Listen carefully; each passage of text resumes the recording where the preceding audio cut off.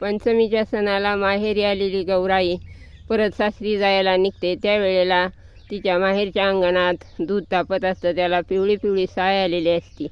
त्यावेळेला गौराईची आई तिला म्हणत असते, एवढं जेवून जा. गौराई म्हणते, आता काय जेवू बाई, शंकर आले. भोपळ्याच्या फुलासाठी परत मी भादव्यात येईन. त्याचं एक गौराईचं गाणं.